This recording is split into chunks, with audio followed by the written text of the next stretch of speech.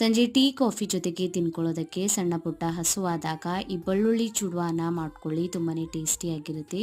ಒಂದು ಕಡಾಯಿನ ಬಿಸಿ ಮಾಡ್ಕೊಂಡ್ಬಿಟ್ಟು ಇದಕ್ಕೆ ಎಣ್ಣೆಯನ್ನು ಹಾಕ್ಕೊಂಡಿದ್ದೀನಿ. 1 ಟೇಬಲ್ ಸ್ಪೂನಷ್ಟು ಸಾಸಿವೆನ ಹಾಕ್ಕೊಂಡಿದ್ದೀನಿ. ಸಾಸಿವೆ ಬಿಸಿ ಆಗಿದ್ಮೇಲೆ 1 ಕಪ್ಪಷ್ಟು ಶೇಂಗದ ಕಾಳನ್ನು ಹಾಕ್ಕೊಂಡಿದ್ದೀನಿ.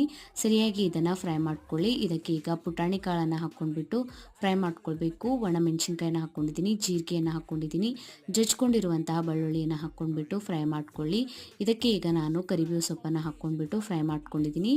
ಈಗ ಗ್ಯಾಸ್ ಫ್ಲೇಮನ್ನು ಮೀಡಿಯಮಲ್ಲಿ ಇಟ್ಕೊಂಡ್ಬಿಟ್ಟು ಅರಿಶಿಣದ ಪುಡಿ, ರುಚಿಗೆ ತಕ್ಕಷ್ಟು ಉಪ್ಪು, ಖಾರದ ಪುಡಿಯನ್ನು ಹಾಕ್ಕೊಂಡ್ಬಿಟ್ಟು ಮಸಾಲೆನ ಎಣ್ಣೆ ಒಳಗೆ ಸರಿಯಾಗಿ ಮಿಕ್ಸ್ ಮಾಡ್ಕೊಳ್ಳಿ.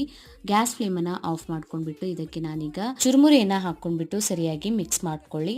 ಈ ರೀತಿಯಲ್ಲಿ ತುಂಬಾ ಟೇಸ್ಟಿಯಾದಂತಹ ಬೆಳ್ಳುಳ್ಳಿ ಚುಡುವ ರೆಡಿ ಆಗುತ್ತೆ.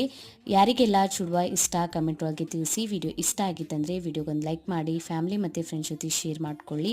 ಇನ್ಸ್ಟಾಗ್ರಾಮ್, ಫೇಸ್ಬುಕ್ಕಿಗೂ ಫಾಲೋ ಮಾಡ್ಕೊಳ್ಳಿ. Thank you.